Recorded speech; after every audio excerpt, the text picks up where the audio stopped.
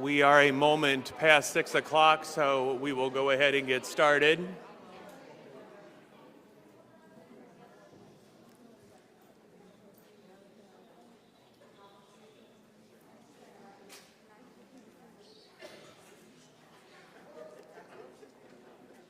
Thank you for coming this evening. I'm Steve Thalheimer, the Superintendent of Elkhart Community Schools, and I am here this evening to share with you a plan for the repurposing of Hawthorne Elementary School based upon planning that the administrative team and I have been undertaking and having conversations with the board.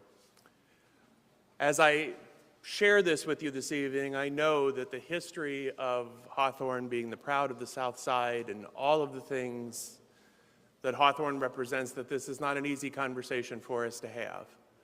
But I hope to share with you this evening the plan that we have in place, the steps that we'll be taking, and our reasons for doing so that you can better understand why we're doing what we're doing and that you can understand the rationale for what we're doing. So why are we looking at this now? There are really three main factors that are causing us to have to look at this situation at this time. One of the biggest factors that we have to consider is the declining enrollment, or the declining in the number of students that we have enrolled in Elkhart Community Schools. Each one of those students that we lose by moving out of the district and going somewhere else for a variety of reasons is loss in funding. And the district has lost millions of dollars in funding by losing hundreds of students over the last several years. That impacts our bottom line and the ability to manage the school district.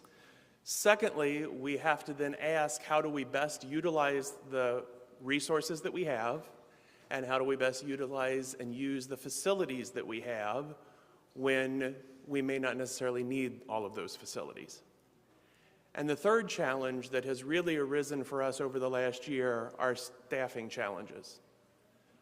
In our schools, this school and Roosevelt and other schools in the district, we are behind the number of teachers that we would need to give ideal class sizes to our students, to be able to ensure that there is a licensed teacher in every classroom to teach those students.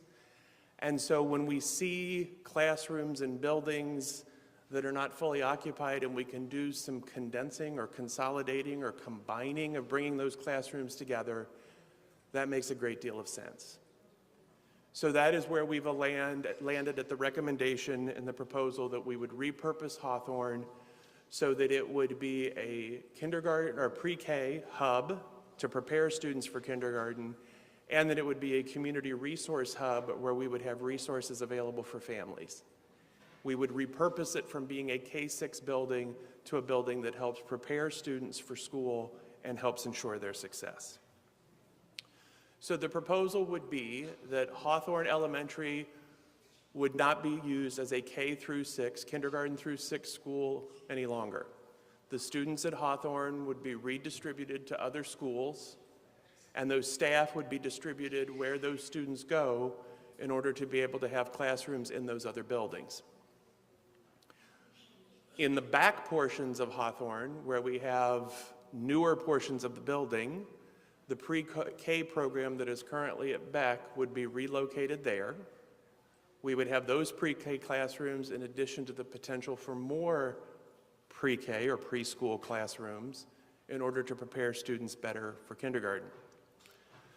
The third piece would be is that the older portions of Hawthorne that we would not be utilizing as a K-6 building, we would work with community partners to determine how can we use that space to benefit families. One of the things that we would do is, instead of having families and parents have to go all the way over to the Rice Education Center, we would put a satellite or a smaller office here for student services, for enrolling students, health services, things related to supporting families. And then around that, we would try to create, with community partners, the ability to have resources and supports right here in the neighborhood and right here in this building. The fourth thing is that this question about what we do because of enrollment decline and because of our facilities, and maybe having too many buildings for the number of students that we have, is that we really need to look at a phase 2. So what we would be doing here at Hawthorne is the first step, but then we would look beyond what we do here to say more broadly, what do we need to look at beyond that? What are the demographic trends? Meaning, how many people are moving into the county or moving out of the county? How many families will be in this school district attendance area over the next 5 years, over the next 10 years? The second question that we ask is, how are our buildings used? What is the real capacity of all of our buildings? What spaces do we have? What excess space do we have? The third question would be potential further redistricting. So where else might there be a location that makes sense in terms of transportation and resources and other things that we look at and say it makes sense to consolidate or condense another school? And I've been in the district, this is the start of my 4th year. When I arrived 3 years ago, and through many conversations, people have asked questions about, well, what if we move the 6th grades to the middle schools? What if we combine middle schools? So any of those questions regarding what might happen with middle school, we need to seriously analyze and look at that and say, what would that mean? What does that mean for staffing? What does it mean for space? What does it mean for capacity at our middle schools if we do any of those things? So the study would help us look at what's happening in terms of population, would help us look at what's happening in terms of our buildings and how much space we have, and then would help us look at what makes sense in terms of attendance boundaries. Do other areas need to be condensed or redistributed? And what do we do in terms of that long-range plan for what makes sense for the district? So let me first talk about one of our reasons for proposing this change. The first one deals with costs and facilities. So in looking at our building renovations, it doesn't make sense to put the dollars into a building when we don't need the facility based on what's happening with our enrollment. Parts of the building would be used as a pre-K, as we've said, but other parts of the building could be used with community partners to help offset that cost, and it wouldn't cost the district the same to run part of this building as it would to run a whole K-6 building. In the fall, the school board asked us to look at 3 of our buildings. We were asking to look at 3 of our buildings, Hawthorne, Monger, and Daly, regarding renovations or improvements to those buildings. And during the process of that resolution and looking at those buildings, it came up during the conversations of investments in this building and what would that mean. And so looking at that, looking at the fact that the oldest part of this building is from 1929, and the cost for some of the mechanicals and systems in this building are becoming really piling up and accumulating, and finding parts and some of the other things that we're doing, we would need to do some major renovations on this building to get it to the caliber of a K-6 building that we would all expect. So some people have said, what's been done at Hawthorne? It's just been let go, or has the district just let it go because the goal was to eventually close it? Furthest thing from the truth. Here is a list of some of the things that have been done in the building, and I'm going to go back and forth between this slide and the next slide to kind of help folks see that. So in this slide, the portion at the very bottom, here in the yellow, is the oldest portion from 1929 that runs here across Lusher Ave. Then if we look at the next piece, in 1955, there were 4 classrooms added in this green area right here, 2 stories, 2 on the first story, 2 on the second story, at the end of that wing. In 1965, 6 classrooms were added, and those are designated here in the orange. Looks a little yellowish, but it's this orange area over here. So basically, the bottom half of the building, if we draw a line right here, is 1965 or older. In 1980, there were paint, cosmetic work, in addition to the gym and the adjacent classrooms. Whoops. there in the purplish color.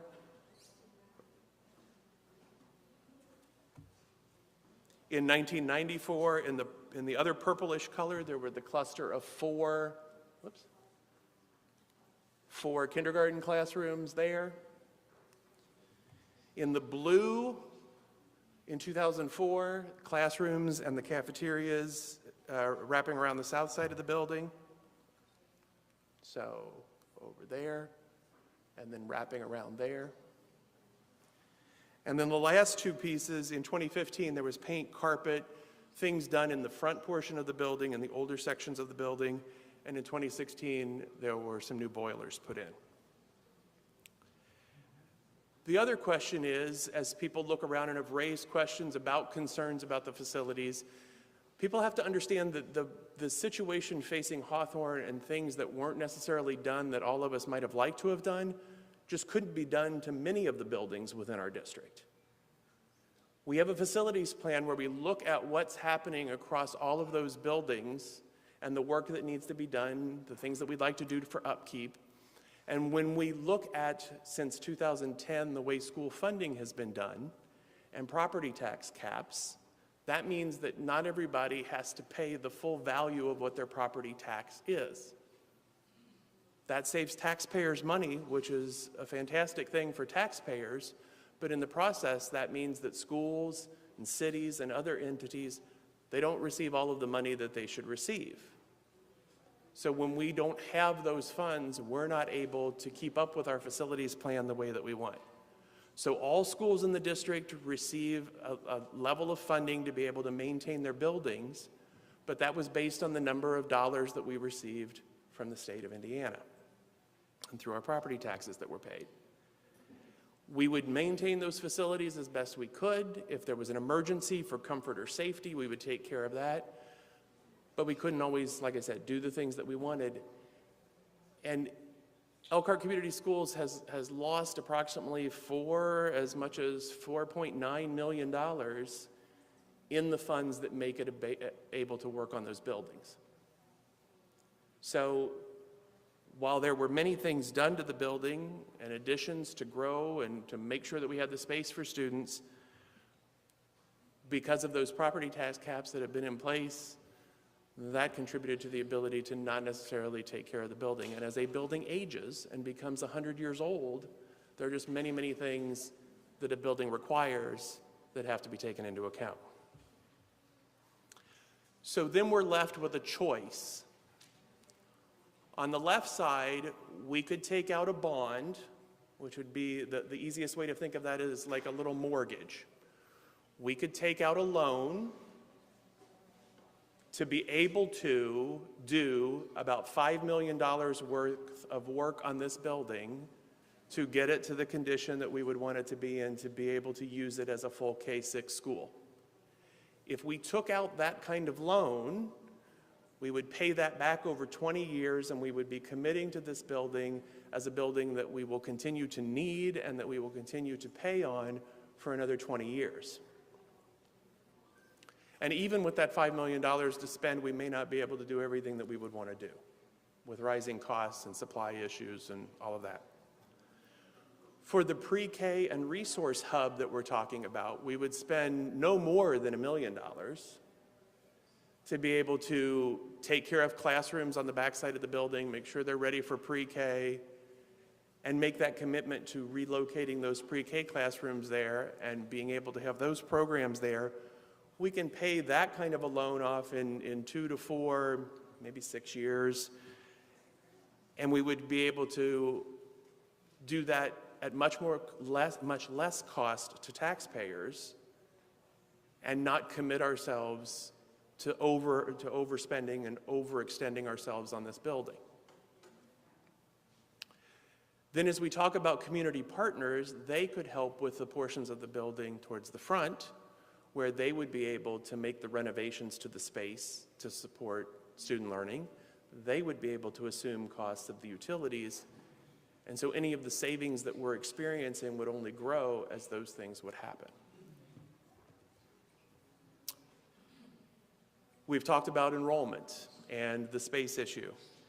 So When we look at the students attending Hawthorne and those students being reallocated to other schools in the area are receiving renovations or are our newest schools within the district.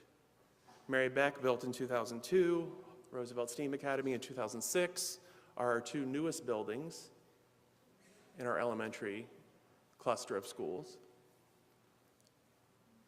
So we would be able to have students attend the kind of facilities that people are expressing that they would like to have for their children. This is to share with you some of the numbers and the drop in enrollment that is really driving the conversation.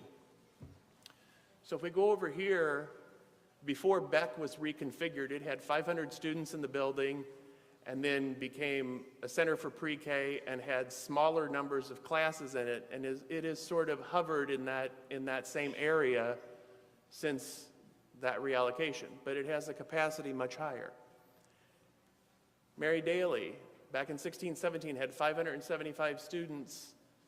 It's now nearly 150 students fewer. Hawthorne had 414 and has been up in the 500s, dropped a little bit below 500. And Roosevelt has had as many as 583 and is down to 450. So as we look at the number of students in this building and the ability to reallocate students to buildings that are newer and have capacity, we can easily do that. And then I put these figures at the bottom. 10 years ago, the district enrollment was 12,567. This year, it's 11,659. So we're down over 900 students. And if we roughly figure $6,500 a student as the funding that we receive, that's $5.9 million.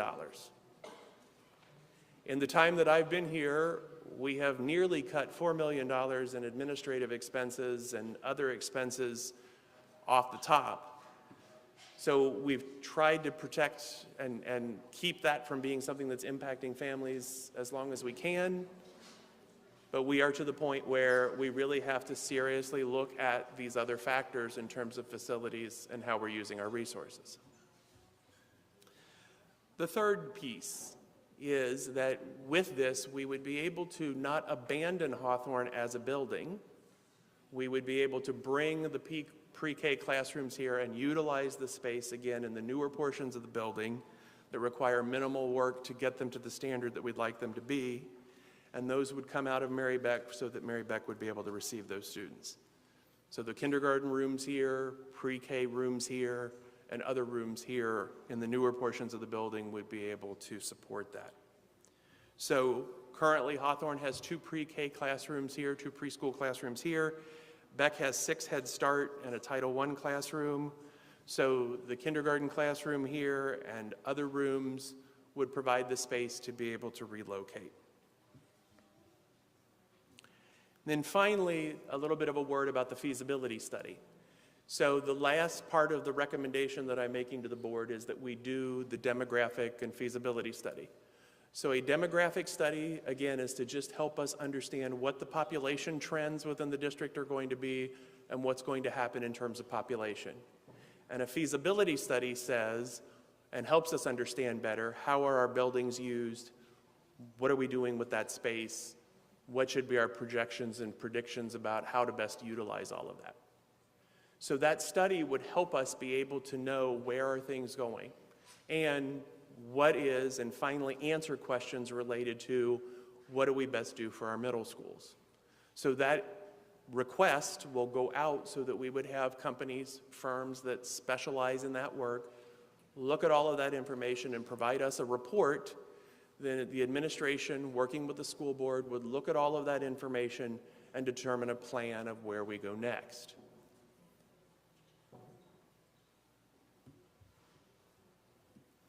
So these first couple weeks of February, having these informational meetings so that people understand the recommendation and the plan. At tomorrow night's board meeting, there is no action or no vote on this actual plan at this moment. Tomorrow night, the only action item related to this will be that the board will begin the process of approving the feasibility study. So we'll have conversations about what information do we want to ask these companies, these firms to provide us? What information are we needing to be able to make good decisions as we look at phase 2? We will begin conversations with community partners about space, and that will be an ongoing conversation. Our first priority will be to make sure that as we look at the next months and we get to the end of this school year, that we have students assigned to their new locations, staff, we're filling their requests of where they'd like to be for their new assignment, and that we have all of that settled before we would leave for school. So those are our priorities in making sure that that is a good transition for everyone involved. Then when we get to the piece with the community partners, that would be an ongoing conversation through the summer into the beginning of next school year to determine who really are those good people, good agencies, good supports that we need in place, and who makes sense as a partner. Our ultimate goal is by May to make sure that all staff and all students would know before the last day of school where everyone's going to be. One of the questions people ask is, okay, so you're saying part of this is being done for finances. What does that mean? Well, the first piece, as I said before, is that this prevents us from obligating ourselves to $5 million in debt over the next 20 years that we ask taxpayers to help us pay for. The second piece is the estimated savings here in terms of staff. So in terms of personnel reductions, because this building would not need a principal, that's an administrative position that's reduced. There would be a secretary position that would be reduced. While there would need to be a secretary here for the pre-K program, we wouldn't need the number that we currently have. And operations indicates that they could get by with a part-time custodial reduction. So those pieces get us to a little over $200,000.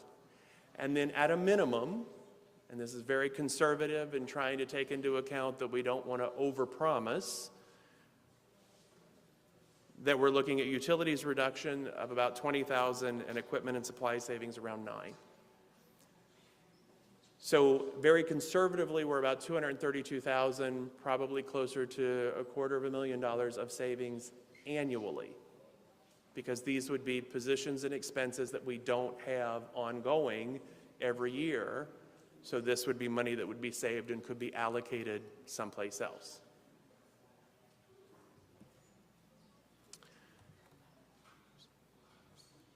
So the why.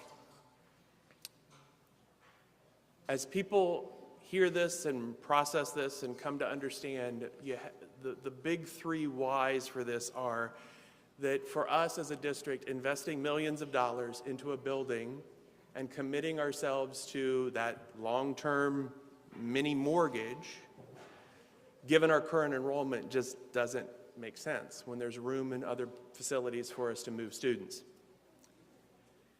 The second one here is very important, and I want to take a moment to talk about this. Consolidating students into fewer buildings allows for better staffing and collaboration, and it allows more classrooms at a grade level for meeting student needs. So if a school building only has 2 sections, 2 groups of students at a grade level, it becomes very hard for those teachers to really collaborate and learn best practice. And it also becomes an issue of student behavior and meeting student needs. If there are only 2 sections, you can't really divide students out to help them better. If you only have 2 sections and students may not get along, how many places can you move them if you only have 2 classrooms? If you have 3, 4 classrooms, then you have an ability to meet student needs. You can switch students around and better meet their needs. You can also do that. Not to say that people aren't trying their best to meet new needs now. That's not the implication at all. But the whole idea is that those teams become richer, can collaborate around more people and their expertise, and can do that. The other thing is that with our staffing challenges that we're having, our goal is to be able to get those staffs stabilized and have people in those teams, working together and collaborating together for the best of students.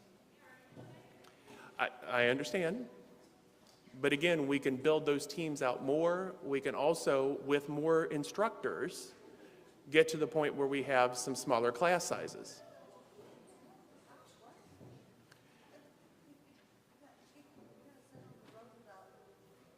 May I finish? And then I'll take your question. I'll answer your question. Then the third piece is that while this building would not be functioning as a K-6 building, the history and tradition of what's taken place here at Hawthorne would not be just boarded up and sitting here empty. It would be the ability to have a facility that prepares students and makes them ready for kindergarten, and then as we work with those community partners to be able to support families and students on their educational journey. So that is not the goal of just closing down a building and boarding it up. And some final takeaways would be is that all current staff members who are currently working at Hawthorne Elementary would have a place within the district as we go forward. No one would lose their job in this transition and the repurposing. The second point I want to make is, given the circumstances that we're facing around finances and staffing, any building that was built in 1929, located any place within the district, would be the first one that we would consider looking at. This is not anything targeted at Hawthorne particularly. This is not anything particularly targeted at the South Side. It is looking at the facility. And then the third piece is that some people have asked, is this a function of Hawthorne's letter grade from the state or anything that's being forced upon us? This has nothing to do with anything about Hawthorne's academic performance. It has nothing to do about the Hawthorne staff. These are larger questions that the district has to grapple with as a question and as it's related to enrollment and as we try to meet the staffing challenges that we're facing. So this is not a reflection upon Hawthorne staff at all or the community. It is driven again by those questions of how do we best use our resources, both in terms of dollars for the facilities and we best use our human resources in our classrooms. At this point, I have finished the remarks and the plan as it is. I will be glad to receive comments or questions. Would ask that if you have a question or a comment that you come up to the microphone here so that we can all hear. If you would just state your name and your connection to Hawthorne or your connection to the community, would be glad to receive those comments or questions at this time.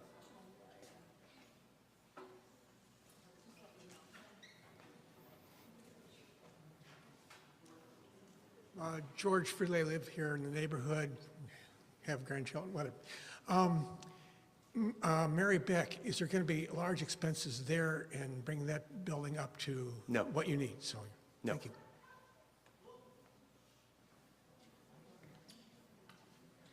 So I had 3 students that attended Hawthorne. My daughter's in middle school now at West Side, so I have 2 sons here. The fact that there are examples of money you spent to Hawthorne, 90% of them haven't been done since I've been born. So the fact that you guys did not put any money into this school is the reason why you need a $5 million renovation. If you put no money into the school for 60 plus years, the last renovation was done when my dad was here. That's ridiculous. He's 63. So to go back there and say that these major renovations were done, other than paint, carpet, remodeling the entranceways, that was done in 2004, 2005, you're talking about classroom added in 65? People that aren't even alive that were born in 65. That's absolutely ludicrous. And I personally get offended by that. I live here. I have lived a mile from the school my whole entire life, okay? I live in this area. My dad went here. My grandparents live 4 houses down. They went here. That's my parents stay in the neighborhood. It is amazing what these students, what these staff do every single day for these kids. They go above and beyond. They spend money out of their pocket. They work so hard for these children. And just to take their school away from them is just absolutely ridiculous. And then to sit there and say you're going to bring the pre-K program over here, what you did not highlight on that board was the fact that the pre-K enrollment has gone down in Elkhart Community Schools. So you're talking about bringing a pre-K program over here to get those Title I funds over here when you have less than 100 kids enrolled? What's the numbers on that? Well, What's the numbers on that? They're low, and it's partially because of the pandemic and what's happened with our relationship with Head Start. So as we're coming out of that, and if we have a little bit more control over what's happening with those classrooms, we can determine how that looks different and the things that we can do differently. Like, this is our children. You're ripping them from our community. 7 years ago, when you guys decided to district the schools, my older children went to Daly, and they had to switch back to Hawthorne. You constantly move these kids in and out of the district because you don't care what happens to them. When you pull a kid out of the home and school they've been for 4 and 5 years and pull them away, now they don't know these teachers. They don't know the staff. They don't know the building. They're alone. They're afraid. They don't have the resources. You want to build up children that have these lower letter grades and need more help. They need the people they've been looking at. My son needs his teachers that he's been looking at since kindergarten, and when his sister was here before him, and the kids before him, he knows these faces when he walks into this building. This principal greets me, this staff greets me, these teachers know me, this gym teacher knows me when I pull up my kids. That, you can't take that away. To tell me you're gonna take the pride of the South Side and it's gonna continue going forward, no, it's gonna be eradicated. That's what's gonna happen to the pride of the South Side. So you can't sit here and tell me these things. And to say that all these things are these failing facilities, what makes more sense, a better conversation to have, which should be maybe change the pre-K over to Roosevelt Center, because that was designed for pre-K to begin with, right? It was supposed to be K through second. The buildings are set up for that. The playground is set up for that. The facility is set up for that. You could put that over there, move some of those kids over to Beck, where they only have 200 kids enrolled, but have a facility for 700 kids. Move some of those kids over to Beck. Why cause Hawthorne? This is our school. Like, I just don't understand what the better conversation is happening here. Like, you're saying that this is just a temporary solution, that we're not gonna make any decisions, but my daughter had to write a letter from Westside saying, I'm sorry your school is closing. So don't tell me that this is just an idea we're tossing around. No, you guys make concrete solutions. You know what you wanna do, you know what you're planning on doing, and those Decembers, and so on May 27th, when the school year ends, you already know you're planning on closing the doors. Well, this is just false pretenses. So this is the proposal that the administrative team and I have brought forward to the board. The board has to officially approve the plan in an upcoming board meeting. So, and then the letter you guys sent out was so generic that if you weren't really leading the letter or knowing what was in the content, you wouldn't know you were closing the school, because the way you just put it out there like, oh, we're just tossing around some ideas and things to do. No, what you want to do is close the facility, and that should have been very stated. Like, the closing of Hawthorne is going to be happening. That's going to be on the table. That's going to be the conversation. But the letter that was sent out was so generic, and it skirted around all the ideas and danced around everything you were actually trying to talk about to try to get over the parents to our parents' heads, we wouldn't understand the information. Like, I just think keeping Hawthorne was never in the plan. This is just something to do to make the constituents, right, the people feel better that want the students to go here.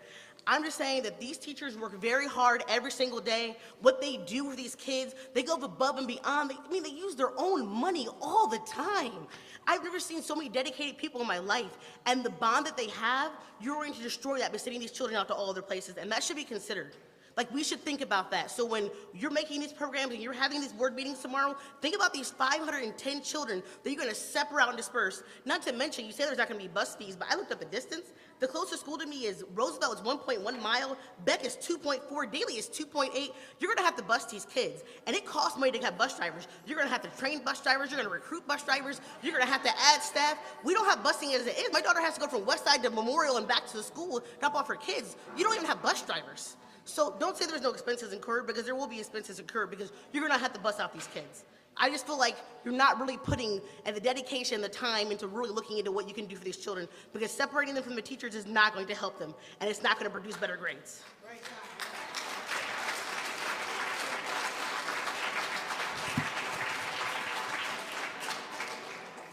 Let me know when you're ready. I'm ready. Rebecca Kimball, I have a 6th grader here. And my question is if Roosevelt can get a new building and their percentage in their academics are way lower than Hawthorne, so why can't Hawthorne get a new building? And then you repurpose this one like you did the Roosevelt Center. Because we simply can't incur that expense. But their academics are low, but you get bonuses from the state per grant per feds for a higher academic school, and Hawthorne is a higher academic school we do than not. Roosevelt is. So what you're doing is, like she said, you're taking these kids away from what they've already grown into in this school building. And I perfectly understand your point and the previous persons who spoke. Our goal, and I know there have been a lot of changes and people reconfiguring grades and kids shuffling around. My goal is to get that settled and stable and not have it move again. And so I'm that also a stops. Head Start teacher at Mary Beck. And there are Title I classrooms already here. Has that idea been proposed to Dr. Kathy about Head Start coming over here? Because I'm pretty sure that we saved Mary Beck when they went to a walking school when there were no classrooms down there because enrollment was so low. And if enrollment is still low, what makes you think that taking teachers and classrooms from Mary Beck over to here is going to help that? Well, we would move pre-K here, and then the students here would be going there to fill those classrooms. That's not going to help. That's Well, just it shuffling fills around. it That's fills a Mary Band-Aid Beck. to the solution. It You're fill- just shuffling kids around. You're shuffling parents around, and the parents don't like that. I'm pretty sure you talked about the money that we're going to save, but I'm pretty sure the parents in this classroom are more worried about their child's education than saving some money for taxpayers. We're worried about their education and how they have here, not about what you could possibly save and on top of the money you already get from the government. But in terms of educating students, we have classrooms right now that don't have full-time teachers in them to help them. So by putting the classrooms together, and part of our goal is to also incentivize by having some smaller class sizes and have incentives for teachers to be here. One of the things that we're wanting to talk about, and we have to engage in conversations with the Teachers Association about this, would be is how can we incentivize teachers to be in the schools, particularly Roosevelt and Beck, where we have had difficulty having staff be in those buildings.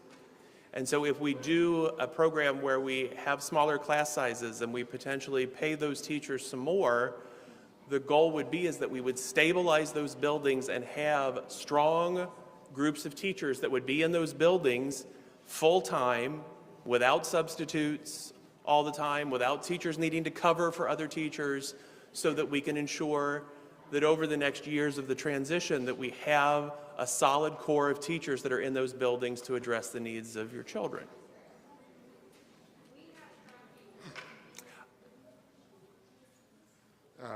Good evening. I have one question.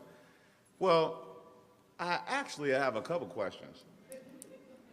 My name is William Anderson. My son, Caleb Anderson, plays basketball for this school. Honor straight A student in this school.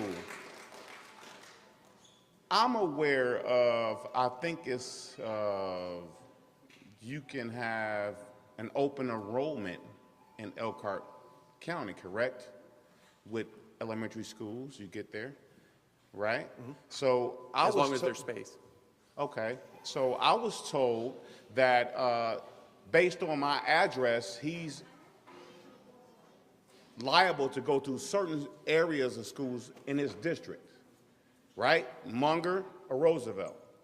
So my question is this: if it's open enrollment for kids to go anywhere, to any school, why would you limit the kids to go to these particular schools when those schools don't have any funding at all anyway? Well, what we're able to do within the district is we establish boundaries to say this is the school that you are assigned to. This is where you would go. Okay. But if those other neighboring schools or another school somewhere else in the district has space, then you can transfer your child to go to those other schools. That's how the system works. So here what we would be doing is we would say that the boundaries for the other districts would change and Hawthorne students would go into those other boundaries and they would have a new home school at that point. But then again, the question becomes if there's room, but because again, our capacity is so open right now, people are kind of going anywhere. But if our capacity changes, then the ability to transfer would be somewhat limited because we would have fewer openings in other buildings because we're better maximizing what's in our buildings. But it's the pride of the South Side, right? It is, and I It is. admit and fully appreciate But I that. have to, you know, my son crossed the line. I'm a Roosevelt Rough Rider, period. Period. Me being in this gym is blasphemy. So what I'm saying is, I feel like if they're able to go to any school, if we get them there, this should be limited to anybody else. You got kids we're not being bused anywhere. First of all, these kids are walking. They're walking all across this area, the pride of the South Side, correct? Now you have these people who ride around and are soliciting kids and taking them away. I'm sorry. Not mine. Not hers, those, them, none of them. So I don't get the fact that it could be a pre-K thing, because first of all, when it starts out, it's a family, right? It's a family, right? So we starting out of the family. So what you need to do now is start with the family. Right here, right now. Shutting this building down will only hurt, because all these kids are gonna have to walk and be all over America. You got kids going to Penguin Point, Wendy's, all these places, and their parents don't know where they are. That's not fair to us. It's not fair to us at all. So what I want to know is, what are you doing? If this was a pre-K school and started, where are the other kids going to go? Munger, Roosevelt, to even enhance some situations where they don't even have the funding or the teachers over there. And that's why condensing the buildings helps, because then we put those staff all together, and we're making it a priority in the process of doing that to get the class sizes smaller and incentivize and pay those teachers who do that more. Okay, so if you get the classes smaller, do all the kids get the same type of attention in education? The chances are better that they're going to get more attention if we're making a commitment to making those class sizes smaller. So if you shut this school down right now, excuse me, all these kids and these parents are over here, you have 40% going to one school, 40% to other school. You mean to tell me the teachers and everything will have enough time to pay attention to? That is our goal in what we're doing in making this change. We'll go with them. I'm sorry.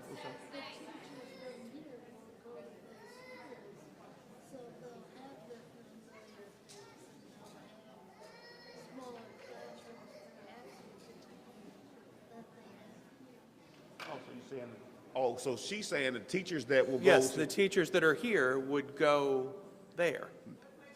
they would go there, right? Yes. So that classroom would be the size of this room right here. No, there are empty rooms in those buildings. All right, I get that. So if there's empty rooms in those buildings, why aren't there more teachers in those buildings? Because they don't have the students, or we can't hire the staff to do it. So my question again, whose problem is that? I'm a questionable parent about certain things. If you shut this building down to go to a whole nother area, a genre of what you got going on, what does that leave us on the south side? The pride of the south side, correct? So I want to know: do we have do we believe in what you're saying, basically? That's what I'm asking you to trust us. Very And questionable. our intention is to do this the very best we can, and to make sure that we have classrooms that are fully staffed by licensed teachers, class sizes that are smaller as we make this transition, and to be able to ensure that we're giving your children a good education. And right now, with staffing challenges and people spread out across too many buildings, it's difficult for us to do that. Well,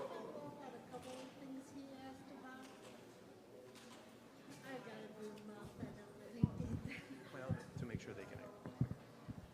I just want to follow up on a couple of things that you have pointed out and see if we can get a further explanation.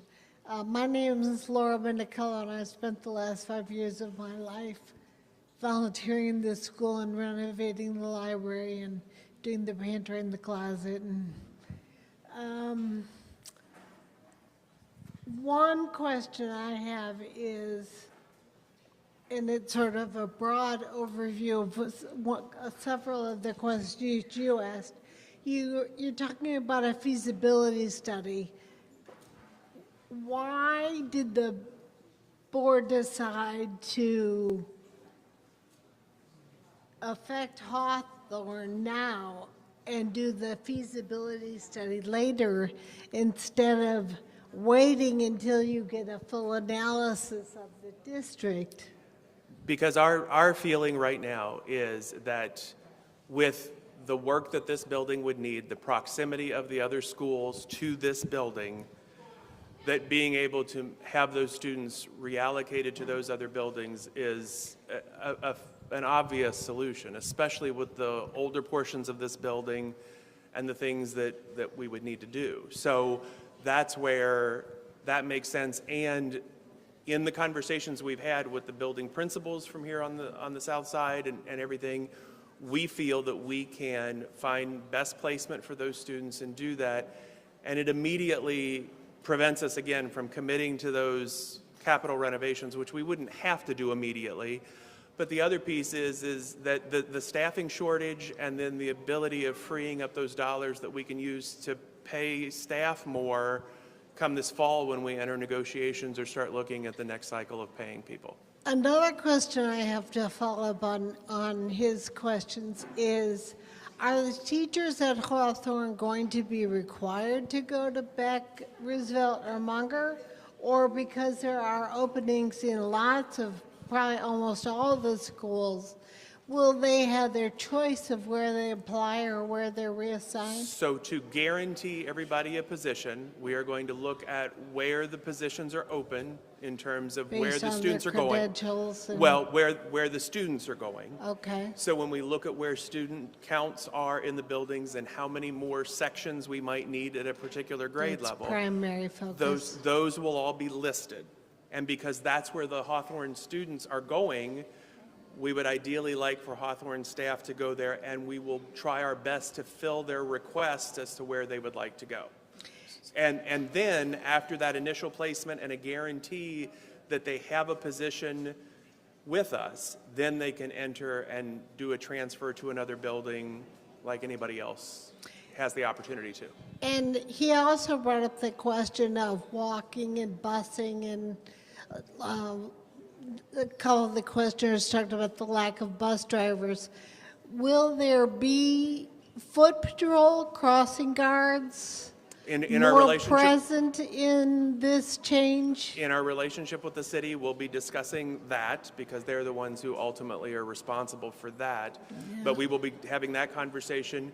We will be trying to operate within currently what we have, but as we're looking at our current bus structure and the things that we're doing, we know that there are walk zones, but then when there are dangers or hazards for kids and parts where they shouldn't be walking, then that's where transportation is provided. And so those considerations will all be taken into consideration as we do that as well. And what kind of an expense dollar sign comes with something like that? Well, right now, as we're looking at it, we're not anticipating that that's going to be Is that a city dollar? Is what the city crossing funding? guard issue would be something that we work with the city. Okay. My last thing I want to say is you did say that it is open enrollment in Elkhart County for schools, right? Elementary schools, as long as they get them there. As long as there's room in our elementaries. There's Okay, parents, I need y'all to pay attention to something.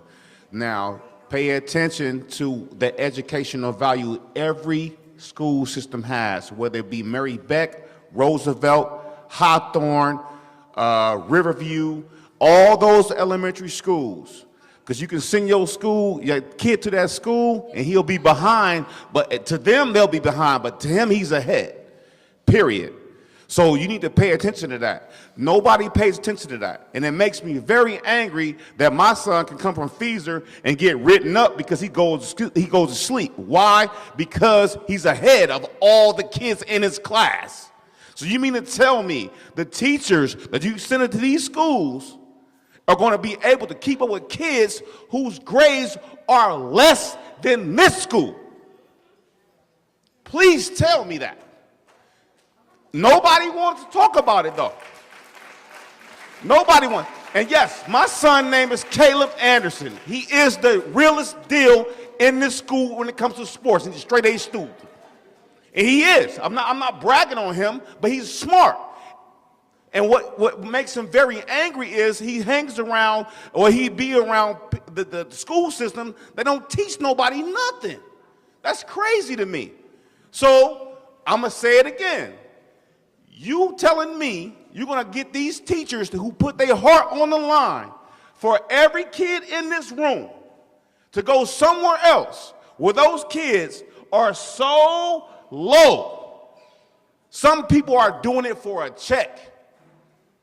Coaching, teaching, everything for a check. I'm supposed to believe that? I will trust your judgment on that. But guess what? He doesn't. He brought this to me. He said, you need to go talk, Dad. All right. I go talk because my heart is in Hawthorne. And like I said, I'm a Roosevelt Rough Rider. I don't like this school. No, but I'm being honest on what the parents should think about the South Side.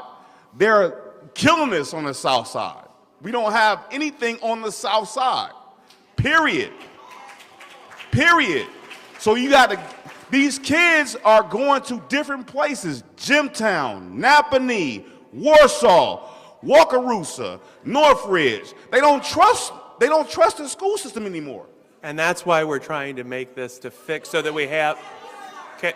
And I get that. And I want you to get these people who sit out here in this cold degree weather to come up here and listen to what you have to say and present to them on shutting their school down. Because I see a lot of my kids' friends in here and they're mad. And I can't even explain it to them. But I'm just giving you an avenue on what it is on our side of town. It's crazy. So please take into consideration all these people that's willing to speak, the people that came before me. I'm just giving you an avenue on how to approach them and what can do better on how you approach them. That's it.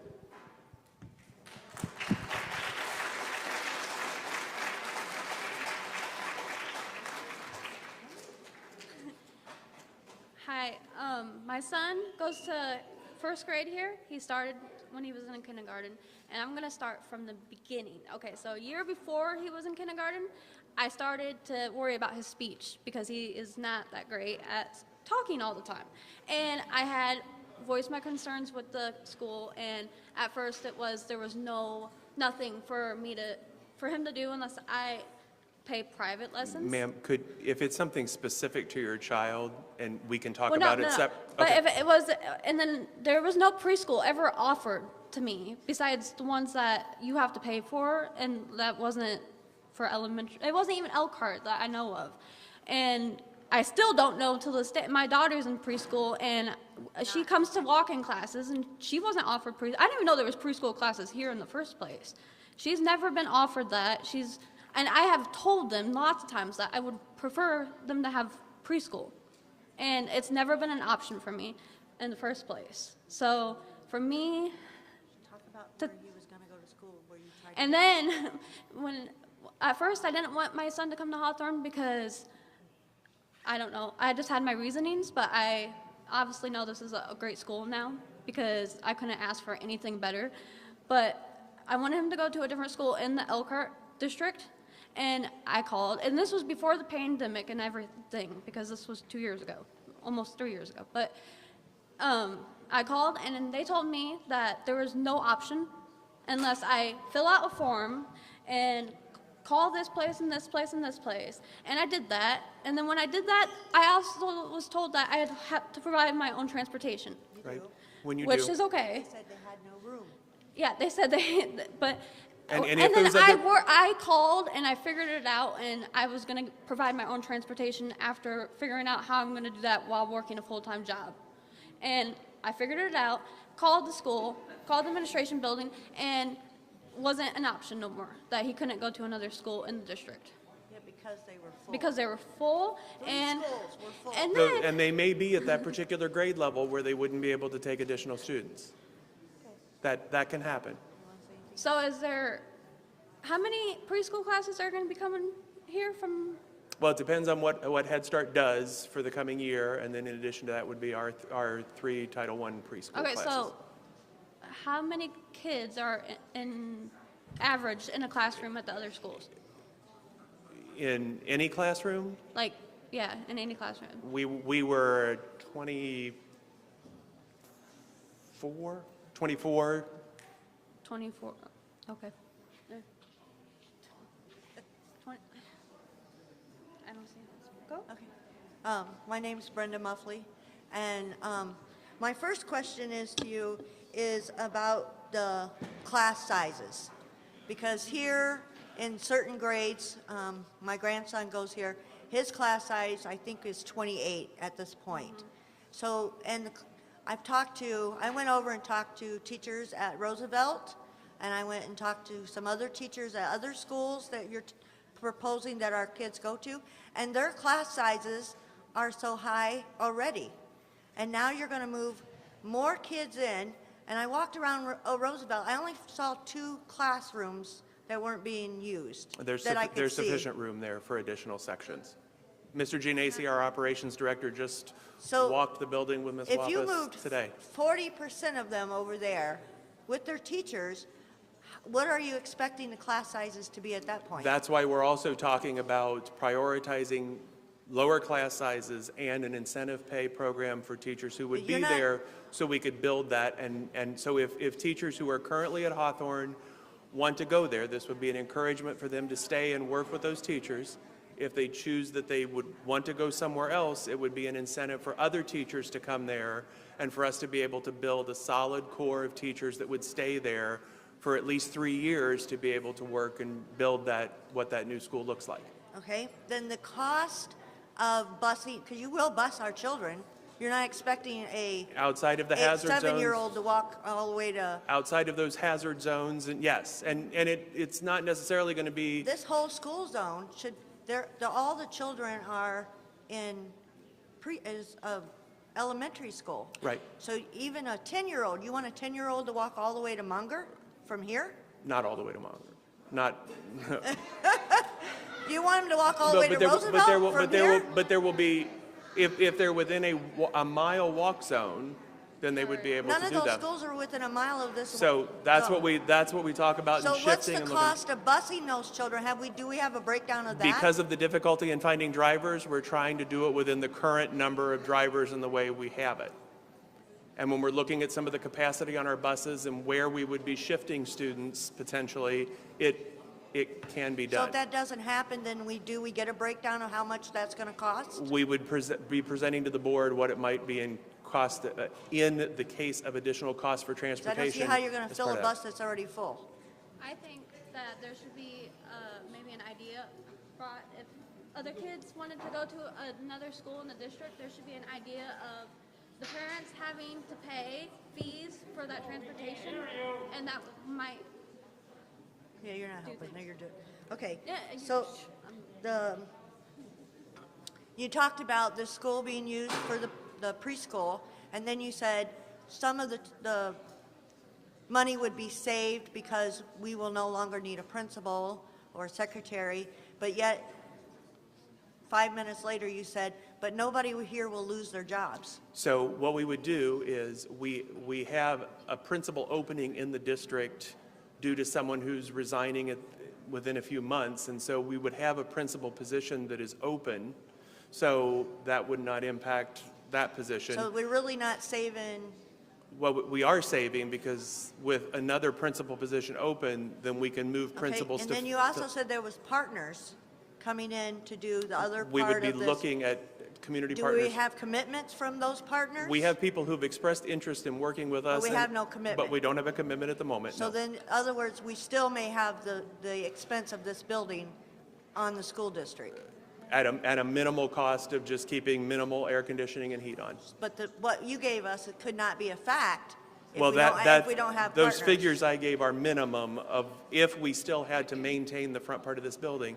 But if you think about the fact that students and people won't be going in and out all day, Right. and those kind of things, you set the heat or the air conditioning at a lower point and the building would sit. So you're gonna But heat- we would have that responsibility anyway.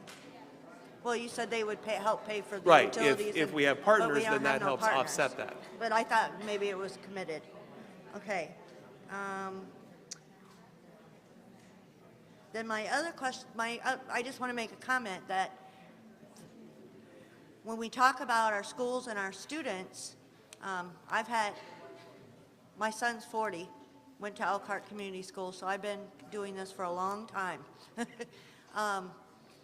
It's not just, it's this whole community, it's this whole neighborhood that you're taking our kids and moving them to neighborhoods of kids that they will go to school with, but they're not in the same neighborhood. They're not going to be saying hi to them, or, oh yeah, I go to school with them, or you're displacing our children to save some money. Have you ever thought And about to address the staffing issue. Have you ever thought about stepping up to the plate and saying, look, parents, this is what we need? We need $5 million. We did a referendum twice, and the community voted Not no. asking them to pay yearly. Why don't you ask us to come up with fundraisers, or step up to the plate and ask us to go out and get corporate donations? Because it can be done. It's been done other places for other things. Thank you.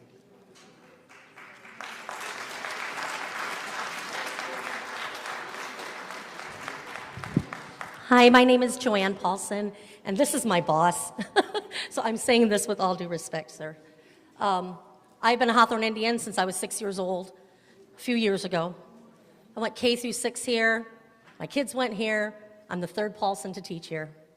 I have had children and grandchildren that I've taught in this building, and this is my love.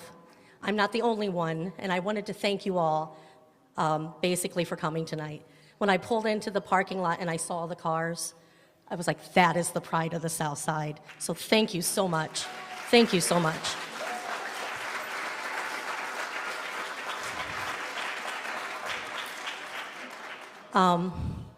My only question is, I guess, the time. We only found out as a staff a few weeks ago. We're reeling. We're weeping. We're crying. We're texting each other. We're in mourning for our children, for your children, for our neighborhood. And so I guess the timing is what I don't understand. It took us out of, we had no idea. And I guess I want to ask what the rush is. Can we have some time to work out a plan? I know the referendums didn't pass, and I'm so sorry. I know money is an issue, but I think we need to consider what do we have money for? How can we reallocate? I wish we had more time to work this out. Thank you, everybody, for supporting Hawthorne tonight. Thank you. Thank you, Joanne.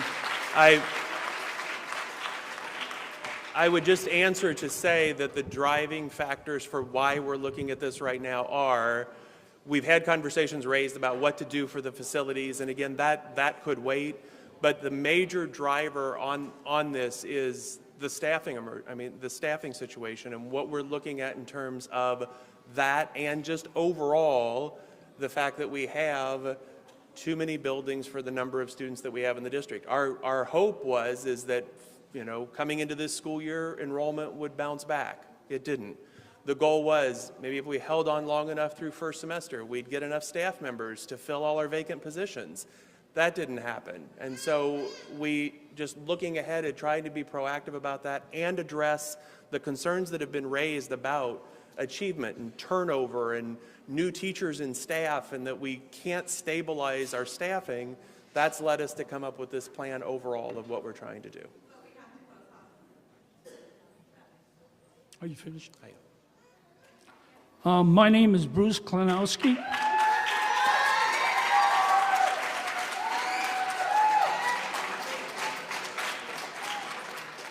Besides called Mr. K, they called me a lot of other things. But I was employed with the Elkhart Schools for 47 years.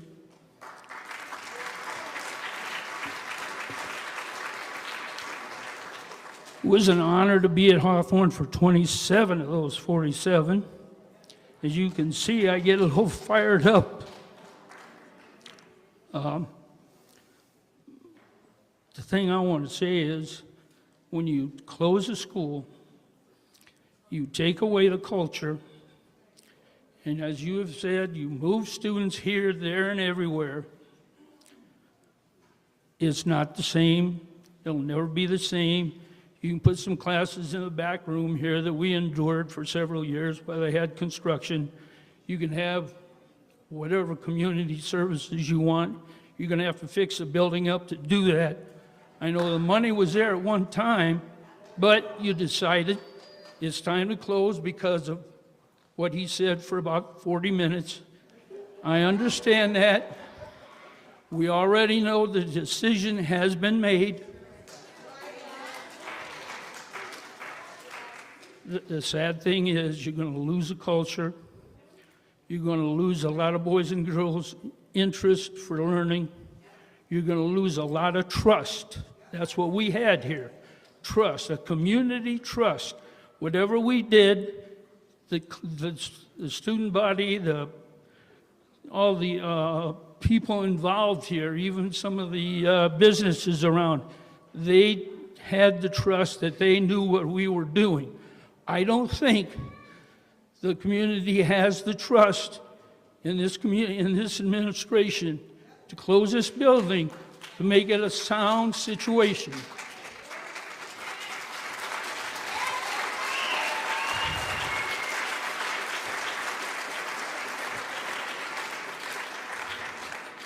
I guess when I came here one night after trying to officiate some high school basketball, said to myself as I came by the building, you know, this is a beautiful building. We gotta do something.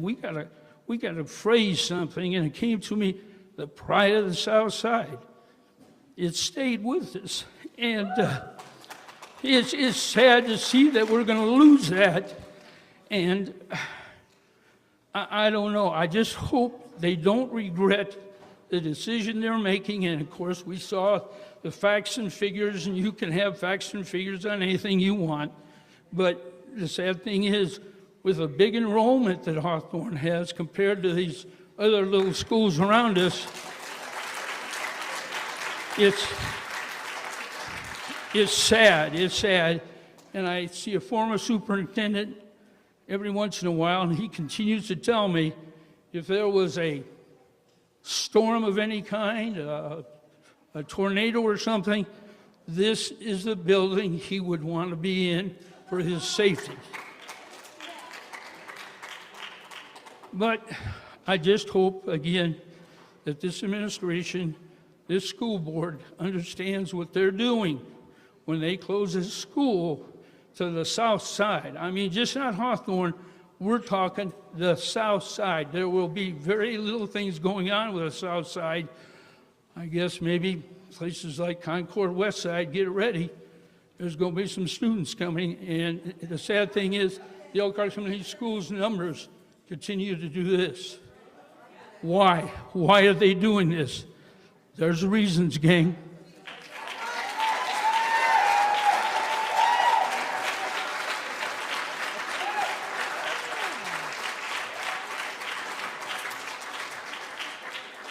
All right, my name is Fran Bowie. I'm a concerned grandmother.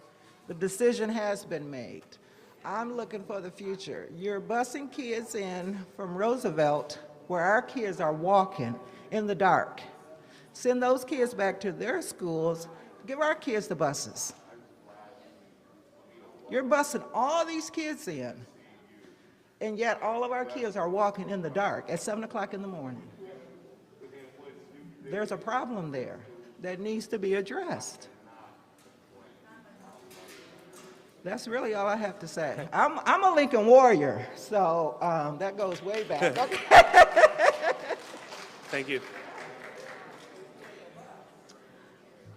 My name is Veronique. I told my daughter I wouldn't cuss. No need for last names because most of these teachers already know who I am and most of these kids. I've been transferring my children to this school district because we are in Concord because of these teachers. My kids come home and call me their names. And I'm pretty sure they called them mom too. There's a handful of teachers here that I appreciate, and I tell them that every day. For 7 years, we've been coming here. So like everybody has said, the decision has been made. And most of the stuff you had presented or whatever, it don't make sense, it don't add up. It don't. And really it's not fair to these kids. These are half the kids. that you're gonna rip away, because this is another home away from home. You're not thinking about the other kids who are low poverty, who have to walk here and look forward to coming here because they need a meal. They need somewhere warm to be. They need that extra love that they don't get at home. That's what y'all not thinking about. I've been working with kids for 16 years. I have seen it all. And y'all just forget about the people on the south side. I'm not from here. I went to Beardsley. I was a bomber before I became a bulldog. I appreciate these people because they take care of my children. My children wouldn't be the way that they is because they have other mothers here. They got like 10 of them, and they will tell on them in a heartbeat. But y'all don't think about that. Y'all don't. Like you said, the decision has been made, so why are we here? Why are we here talking about it? Y'all already made a decision, so y'all have us here to look stupid, to let y'all know how much we care. Look what these kids made to put up there on the wall. And I have a disabled child. And yes, I'm gonna piggyback off of everybody else. So y'all want me to pick up my child, take her somewhere else where they don't know her. They don't know her at all. And that's my frustration. Because I need my kids somewhere I know they're gonna be safe, well protected, and that these teachers know who they is. So now I gotta make a decision where to take my child so that they can get to know her. Do you know how hard that is? No, you don't. Do y'all know how hard it is? My kid's been going here for 7 years because I didn't want to take them nowhere else because I trust these people. My son is high honor roll as we speak at an Elkhart Community Schools. You want to know why? Because these teachers taught him very well, just as well as my daughter. I brought my kindergarten here, my kindergartner. They were waiting for her to come. They were excited, and that made me feel that they really appreciate and they care for us. But y'all finna take that away like a Band-Aid. Like they said, y'all gonna reap what you sow.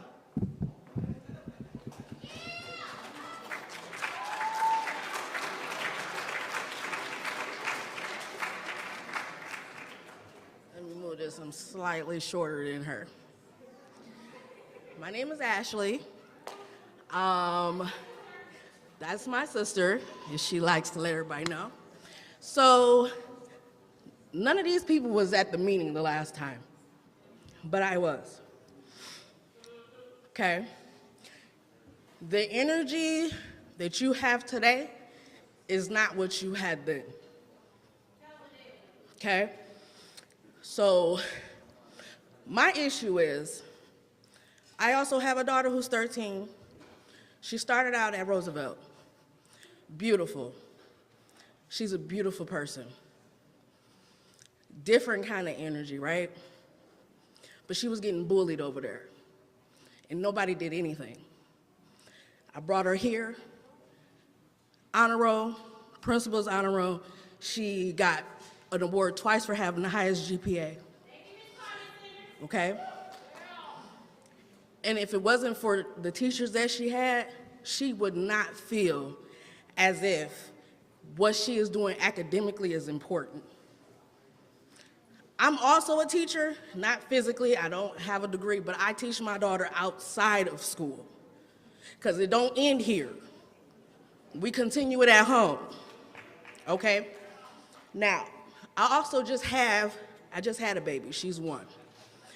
You're telling me that you want to repurpose Hawthorne for pre-K and a community hub? Shepherd's Grove is right there. This is what you said at the last meeting, that you wanted, or you were considering having it where people who couldn't afford clothing, school supplies, things like that. Have you talked to the community?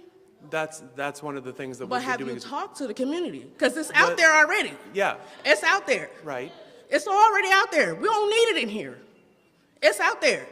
Go out the door. It's right there. They can get clothes, school supplies, everything right there.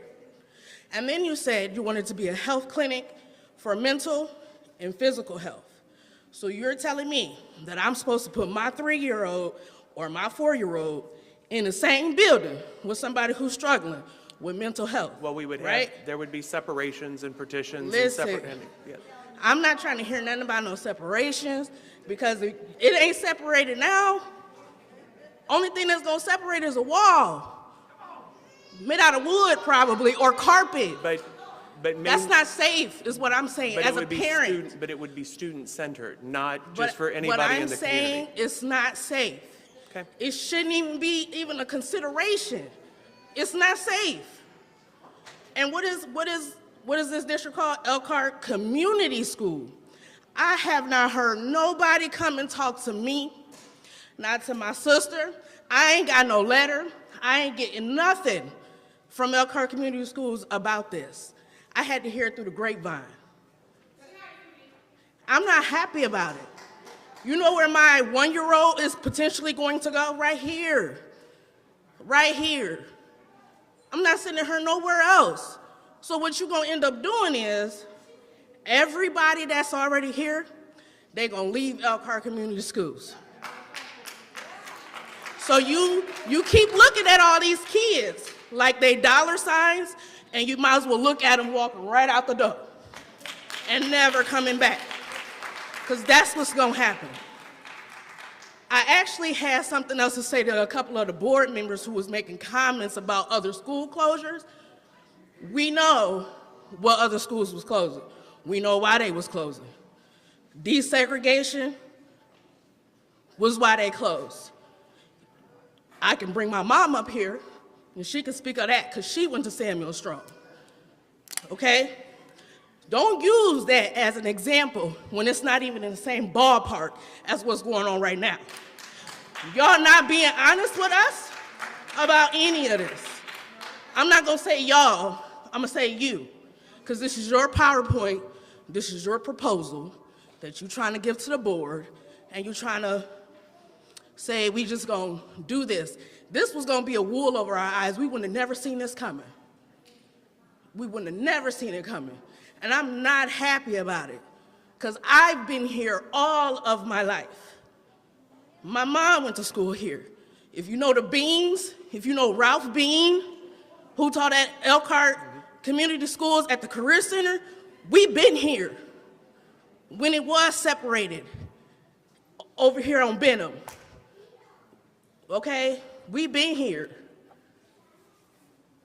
So it's not fair. It's really not fair. You can't do this to these kids. If it's really about the kids, then let it be about the kids. If you're gonna make this building something different, make it about the kids. It don't need no extra community hubs. We don't need no clinics. They better go to Oakline. They can go somewhere else than this school. If it's gonna be Elkhart Community School related, then it need to be kids in here that's learning, that's doing more. You say that y'all have a messed up relationship with Head Start, then y'all better fix it. It's not messed up, it's just they're having difficulty getting staff and being able Everybody to... is. We'll Right. fix it, because nobody has... How many of these people in these families have y'all contacted that has decided to go outside of Elkhart Community Schools and take their kids somewhere else? Have y'all reached out to any of those families? Yes. Well... I know that's not the truth, because my sister takes my nephew all the way to Goshen, and ain't nobody reached out to her. Well, not everybody, but there have been... And that's the problem, because you're not considering everybody. A community is everybody that's in it. If you want my kids to be here, then you need to consider me as part of the community. You need to consider them, you need to consider them, and anybody else. You just can't make decisions without talking to nobody. Who put you here, the board? Who put the board there? We did, we voted. We voted. You were appointed. Start respecting the community. Seriously. Y'all gotta get better and stop looking at these kids as dollar signs. We more than that. And we raising kids to be better than that.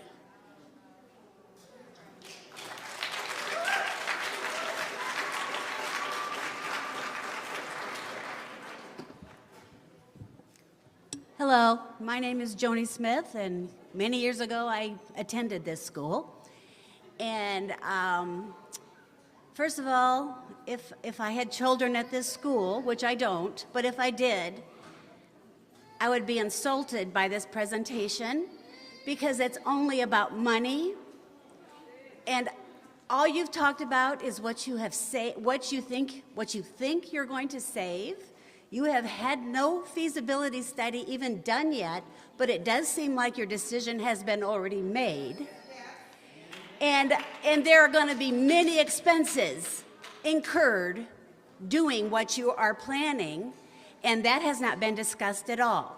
So I think that you need to be way more upfront about money, and you need to be way more upfront about what this will do to every child who goes to this school.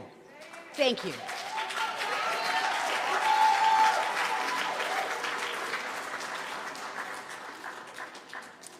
My name is Timothy Reeser. I'm just a member of the community. I just have some questions for you. I'm not here to beat you up. You talked about loss of finances due to the circuit breaker. That has been in place now for at least a decade, and a part of your tax levy is going to be your capital outlays and capital planning. So knowing that this building is built in 1929, you guys have just chosen to not invest the money into this building, and it sounds like it may not be... If I may back up. Uh-huh. If we look at our facilities plan since 1980, and you go down the list and you look at the buildings that have received the most work to them, Hawthorne is one of the buildings that has received the most work. Okay. Folks, I'm telling you the truth. So there are some buildings that have been built in the 1990s that have had nothing done to them since their construction other than just dealing with things that might crop up.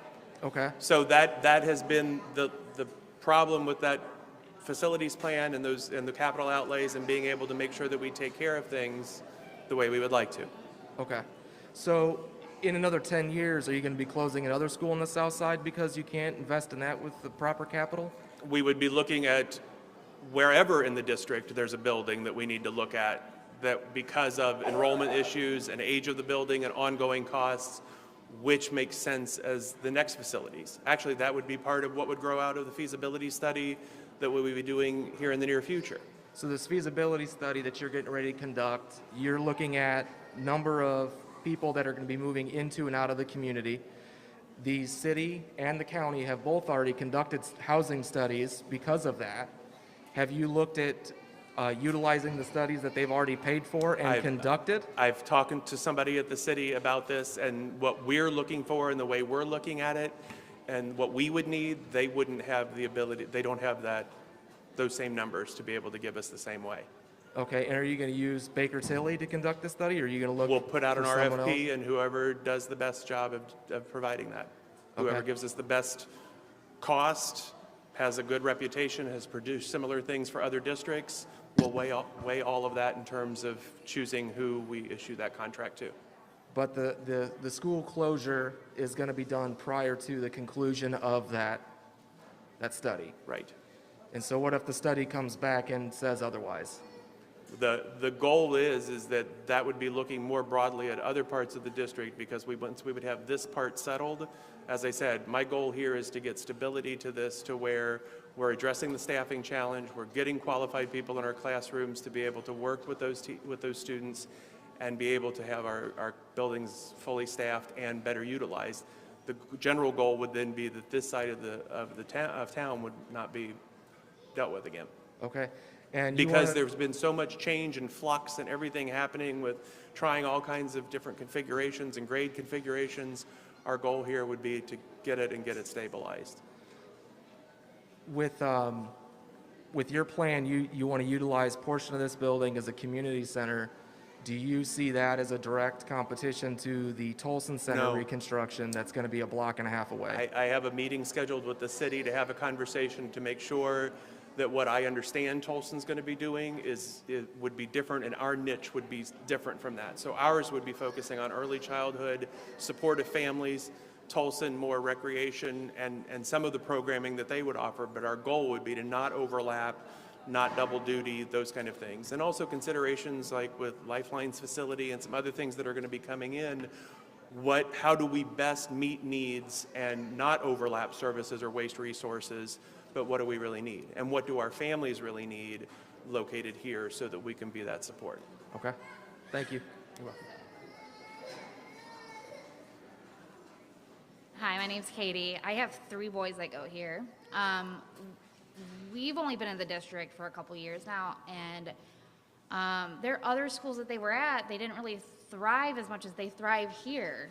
I have one in particular where he had so much trouble making friends at other schools, but when we moved here, now he has some of the best friends that he has here. You're gonna take that away from him. What happens if the teachers don't want to go with they don't want to leave the school, obviously. So what happens if the teachers refuse to move on with the kids and they go to other districts? Then what's going to happen to our kids? You're going to have overcrowded schools at all the other schools then, like you do at freaking Memorial. And I've heard about Memorial. I have cousins and family that go there, and they're overcrowded there because they don't have enough teachers or classrooms or whatever. The same thing's going to happen at all the elementary schools now. And if the teachers don't go with them, then that's an issue. You're going to have overcrowding in all the other schools. The teachers don't want to go. I have a 9-year-old that does not want to move. We're actually technically in another district, but I gave my kids a chance to come here because I heard good things about this school. And my 9-year-old is upset that he's moving schools. He's going to lose all of his friends that he's made here. I'm friends with some of the teachers here. I have a relationship with the teachers here, and I'm friends with all of my kids' teachers, essentially. I've come to know them. The service, I have 3, the 3 were in speech. 1 has just graduated. He's done well. The kids are thriving here, and you're taking that away. And now you're gonna have overcrowding because the teachers don't wanna go. I mean, that's a fact. They're gonna find somewhere else to go. So what happens if they're like, we're not going anywhere in Elkhart, we're gonna go Jimtown, Concord, wherever? You're gonna have an issue with overcrowding at other schools.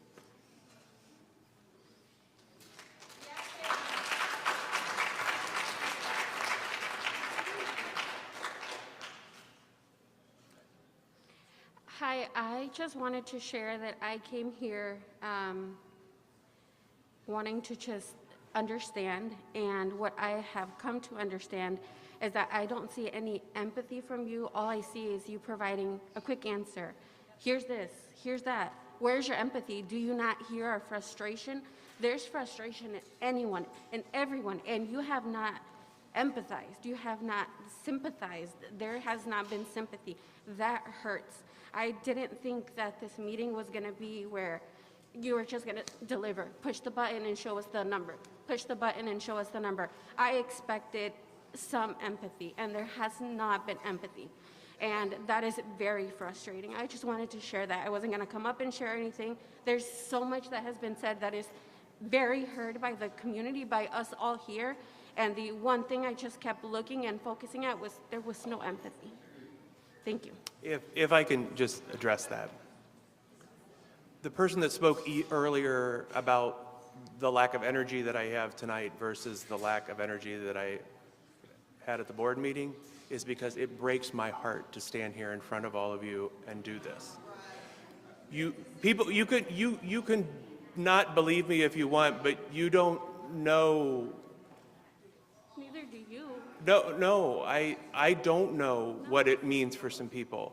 So I can't empathize. You're all telling me I can't empathize because I can't feel what you're feeling.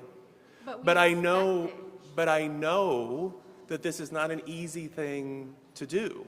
From the moment, So what I'm folks, hearing, if you want me to answer, I will answer. right, what I'm hearing is that you can't empathize? No, what I'm hearing is I have not been through a school closure. I do not know what that's like, so I can't put myself in your spot to 100% feel what you're feeling. Okay? Is that fair for me to say? I mean, That's what I saw. But what I'm saying is that I know, as a father myself, that children being moved from a school where they might have been for 1 year or 7 years is not the ideal thing to do. From the beginning of the conversations that we've had about this, you can ask any member of the administrative team how difficult it has been for us to have these conversations and consider this, because it is the last thing that we would want to do. But because of where we are and the decisions that are forced upon us by staffing and numbers and finances, I know that can be very cold, but we know that behind every one of those students who we've lost due to enrollment, that there's a story and a family. We know that for every student that we're going to be relocating to a different school, that there's a story and a family. We understand that. But I have to provide to you all the information and the facts about why we're doing what we're doing. I was a middle school and high school teacher prior to getting into administration. I love kids. I love teaching. I'll always consider myself a teacher at heart. This is not an easy thing for me to do, but it is the thing that we are forced to do at this point, given our circumstances. So I can't appeal to emotions because there's no emotional reason to do what we're doing. There's facts and numbers and rationale and where we are factually that make that have to happen. So if I've appeared unfeeling and not caring, that is the furthest thing from the truth. I have always been finding ways for us to do the best for kids and know them by name and live up to our Elkhart promise. This is just what's been thrust upon me as the person who has to make this recommendation and where we are right now. Thank you.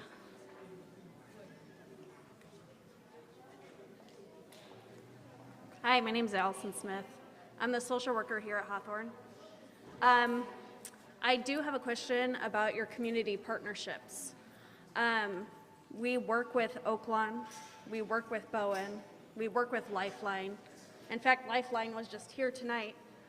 I don't understand what other community partnerships you're going to be bringing in. Well, Can you in help me? a way where they would have perhaps a satellite office or something where they're a more permanent presence Like within. Can you tell me who? Sorry. That's what we'll have conversations with. So would Oaklawn or Bowen Center or Samaritan Center or The Source or any of these other agencies want to partner with us and have a more permanent presence in the community right here with an office to be able to train folks, meet with folks, have a connection to be very close to go out to the other south side schools and be that resource to be able to be embedded in the community where people don't have to go so far in order to do that. So the same kind of thing if there were health services here, that there would be the ability for somebody to have a permanent presence for physicals, immunizations, those kind of things, and be able to support families that way. So the question would become, who are those partners that have had conversations with student services, with social workers, with our counselors to be able to know what's the best array of things that people need here and would appreciate here that would be that kind of permanent presence and not just pop into a building and be there and then leave and do an appointment and that kind of stuff, but be a more consistent partner because they'd be right here embedded. Okay, thank you.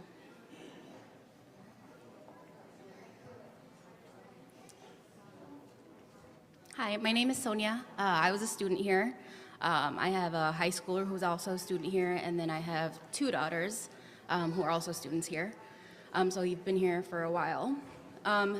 And you speak of not enough teachers. There's not enough teachers anywhere. I mean, look at what happened with the high school. Combining the high school, everything's crowded. There's not enough teachers in all the classrooms. But here, you have teachers that have been here since I was a student here. To see Mr. Klanowski come in here, he was the principal when I was here, and to hear him, you know, speak of his feelings and how he feels about this. Teachers here that have been here for forever, like other parents have said, that are family, that just shows that there is a family here in Southside, you know? And I mean, like I said, you speak of other schools that are gonna be like Beck and Roosevelt, Beck having smaller classes because there's not enough staff. The staff here that has been here for a long time, they don't want to go. They're not going. You know, so they've dedicated years here to the children here, and our children care for them as much as they care for, you know, for them.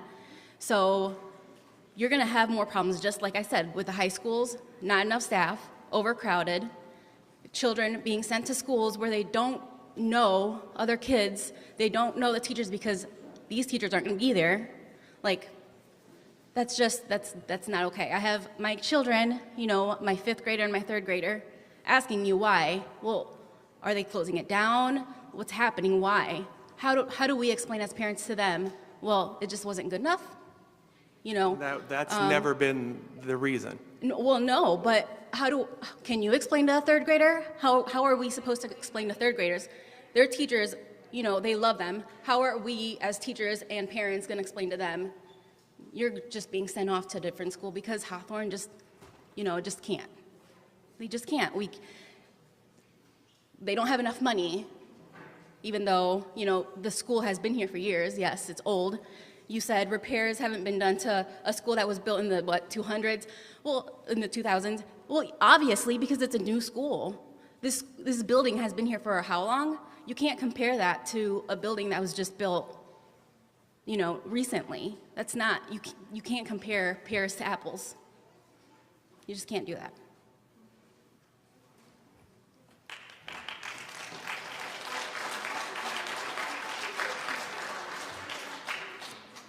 Hello, my name is Michelle Troutman. I am a teacher here at Hawthorne. I have taught here since 1993, where I first started my teaching profession. I went here as a student. I started in 1976 as a kindergartner. My brothers and sisters went here. My children all graduated from Hawthorne Elementary. I was planning on retiring from Hawthorne Elementary when I reach 55 in a few more years. However, now that's not probably going to be the case. Somebody said, oh, that would have been nice to do a whole full circle, start at Hawthorne and leave. Closing this school really hurts me. It's been very hard to come to teach the last week because I care about the school and, more importantly, about the students and the families. I have students that I now call my grand students because I've had their parents. I have students that come in and say, oh, Mrs. Troutman, in a couple years you'll be able to have my 1st grader. I'm so glad you're still here. So anyway, that's my emotional part of Hawthorne. But I know that you're about facts and figures from your presentation, and I've been around long enough to know that things like this have already been tried in our school corporation. I was here when they shut down Roosevelt as a K-6 school, and we became the Roosevelt Primary Center and the Hawthorne 3 to 6 Intermediate Center, and that didn't go so well. And then recently, Mary Beck School, the students at that school were shuffled to schools Hawthorne and Roosevelt, Mary Daly, and Riverview maybe. I'm not sure of all of them. And I was just wondering, what positive effects have you seen from those students being taken from their home school and placed in other school? Because I know here at Hawthorne, when we acquired 100 new students from Mary Beck, we also lost support systems as far as the number of interventionists we had. And I feel sorry to say that I don't think that those students had as good of a chance of success when they are moved away from their home school. So I don't know if other schools saw positive effects from those students being moved around. And I wondered if you had facts and figures about if schools' grades have improved because those students were moved, if Mary Beck has shown great improvement because they've had less students there. prior to the pandemic, they were 1 percentage point away from, they moved up a letter grade, and they were 1 percentage point away from another letter grade. And So what about the other students that went to Roosevelt and Hawthorne and Mary Daly? Did those schools improve? the record of achievement prior to the pandemic was not that same trajectory. But there are a lot, I mean, there are other factors that could be involved in that as well, other than just moving them. Yeah, I just know that a lot of times when these things happen, the corporation promises families many things. My daughter was, all of my kids were at school at Hawthorne when we went to the 3-6, and they promised so many things, like, oh, we put more basketball courts for the big kids on Hawthorne's playground. And those things, you know, those kinds of things never happen for our kids on the south side. So I guess that's all I have to say, but I do appreciate, like Mrs. Paulson said, for all of our families coming out and showing support of our community and our family here at Hawthorne.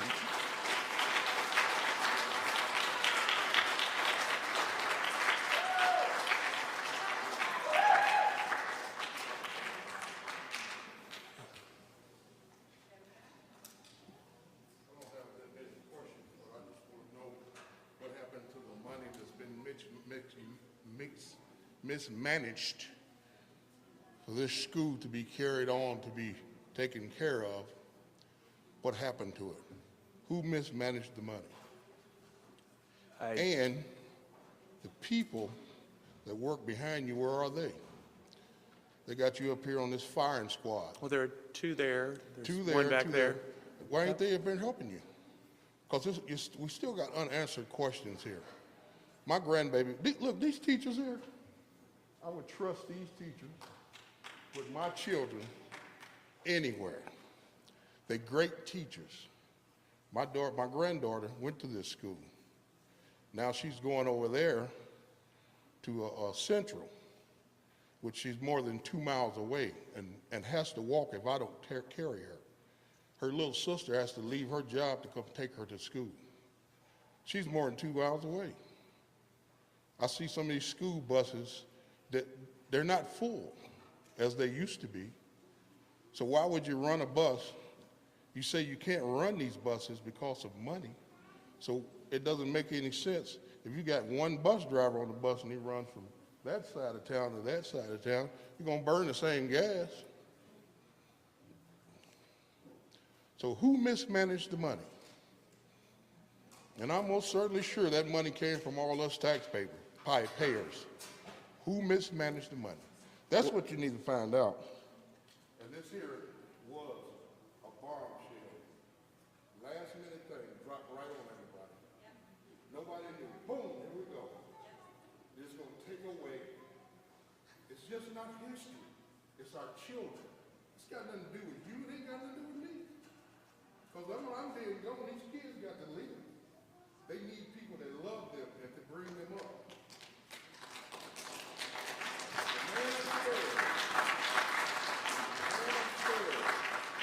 He brought you here. And if he brought you here to do this, it is not the man upstairs.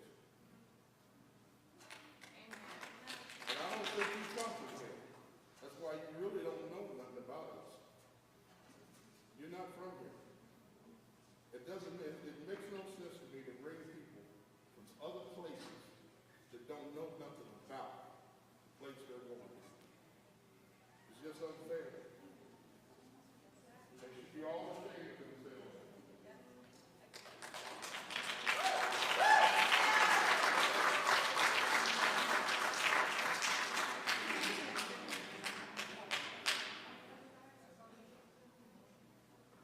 Any other comments or questions? When will the board vote? When is the vote officially? We would be looking at potentially the first board meeting in March to be the vote. So what will come from between now and then? That you're going to just present all this information, or are you going to take the results of the community meetings to the board? So there are board members that are here, and then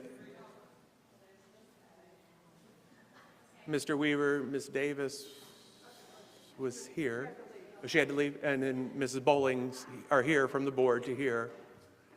And then we will have conversations, and if they feel that I should bring the proposal forward for a vote and we put it on the agenda, we would do that based on the work that we're doing and looking at where would the new attendance boundaries be and what does that mean for class sizes and what does that mean for the number of sections at each building.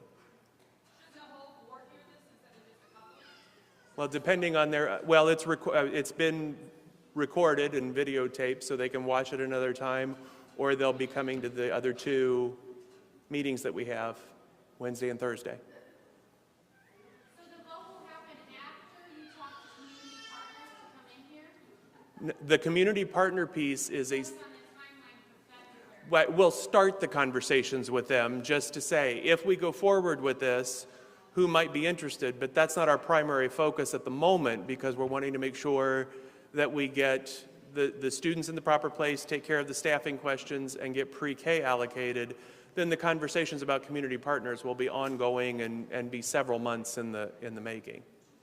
So that's not anything we're putting our energy into right now because we want to make sure that we have students allocated correctly, staff allocated correctly, and the pre-K in place.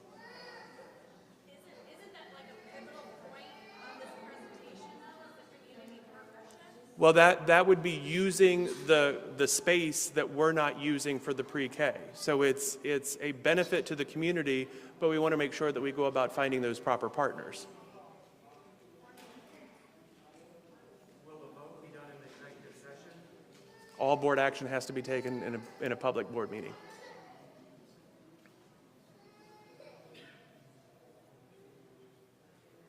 Any other questions?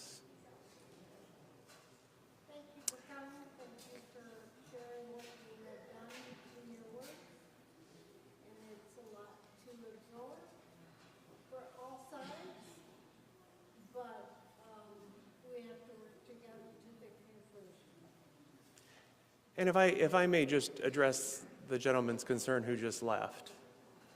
I grew up in southern Indiana, small town. I did not have interaction with a person of color until I went to college. So to say I'm not from here, that is true. And I had been in Elkhart County for a dozen years before taking the job at Elkhart 3 years ago. So my commitment in making the move and coming here is to this community and to all the children of Elkhart. And everything that I've been doing since I've been here has been that effort to try to accomplish that. And so I'm sorry that we've landed at this place, that this is a recommendation that I have to make. Our goal is to say that in making this move, we will put the supports in place that we need to as best as we can. We all know that there are staffing issues, and I cannot make any 100% guarantee about anything. Dr. Thalheimer, why do you keep addressing people after they leave? Why did you address that gentleman or the parent when they were still here? Why are you waiting until after they leave to address them? I don't understand that. You're addressing us now about comments that they made. Why didn't you address them when they were here? I took by the tone and the way that he addressed me as he left that he really didn't want to engage in a conversation. Dr. Key, you keep saying staffing issues, but then at the same time, how do you think that all of us are just going to happily go where you want us to go? That is an individual choice that you need to make. And I know that this is hard and you're frustrated and angry. I get that. But the same concern and love that you have with staff, as a staff for these students, I would ask you to take that. Tomorrow I'll be coming and talking with you as a staff more broadly again and answer questions, and we can have that conversation then as well. Are the board members coming or invited? Invite the board members tomorrow, please. You would come? Okay. 3 o'clock. Or 2 o'clock. Sorry, 2 o'clock tomorrow. And a lot of our staffing issues do happen when we change the time. We lost 12 amazing teachers at this school because they lived in South Bend or they lived where you're from and they couldn't get here because of their small children.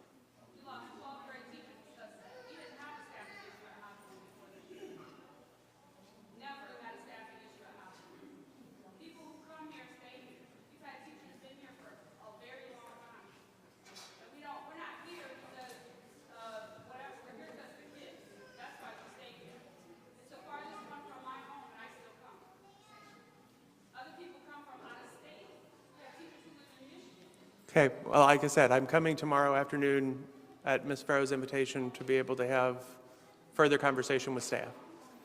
So- Okay. We will go ahead and dismiss. If you have an individual question or a further question and would like to come speak with me, please do. Buenas noches. Quiero comentar algo sin antes irme.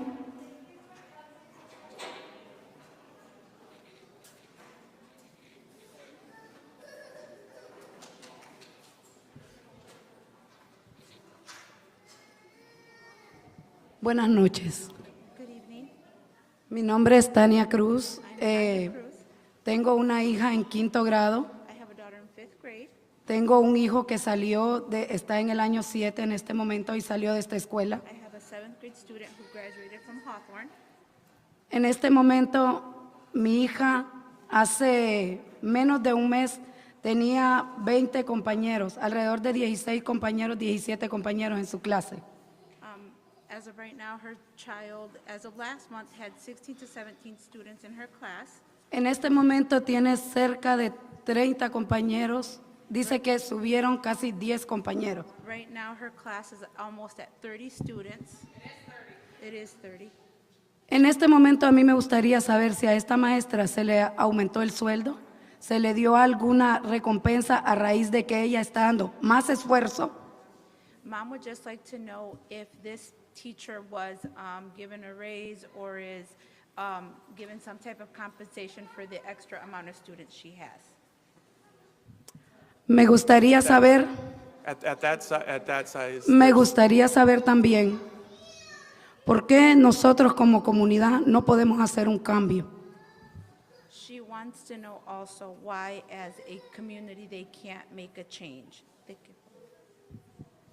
Yo le voy a dar un ejemplo de cambio. She's going to give an example of change. Nosotros mi esposo es un pastor en esta comunidad. Her husband is a pastor in this community. Yo no tenía un lugar donde tener la gente. She didn't have a place to have her community, her church. Esta comunidad, alrededor de 20 personas empezaron a ayudarme y lo he logrado. 20 people work together and they now have a church. No entiendo por qué no se le ha dicho a la comunidad de este problema. Cuando nosotros, la comunidad, podríamos aportar, yo sé que si la comunidad sabe de esto, podemos hacer el cambio. She doesn't understand why the community hasn't been told so the community can do something to help the school stay. She says she knows that if the community was told or given more time, they would be able to do something. Yo creo todavía que hay gente buena. She says, I still believe there's good people. Y yo sé que muy dentro de tu corazón tampoco lo quieres hacer esto. She says, and I know that deep down in your heart you don't want to do this either. Yo creo en que no lo van a hacer. Yo creo porque Dios está de parte de nosotros. She says she believes this isn't going to happen because God is on her side. Y amo esta escuela, amo estas maestras, y yo he visto cuánto se han esforzado. Yo te podría dar nombres. She says she loves the school, she loves the teachers because they've done everything for this school. Maestras que se han empeñado hasta 7, 8, 9 de la noche, y yo he andado con ellas. Teachers who have been here 7, 8, 9 o'clock at night to give to their students. Yo creo que sí podemos lograrlo si nos unimos. She says she thinks there can be a change if we all unite and make the change. Gracias. Gracias. Thank you.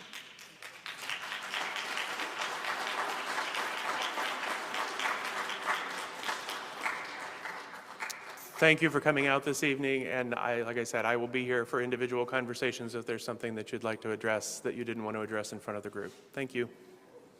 Can you let her know that I'm her teacher, or her kids' teachers, and no, taking on double my class, I didn't receive extra pay? Can you let her know that?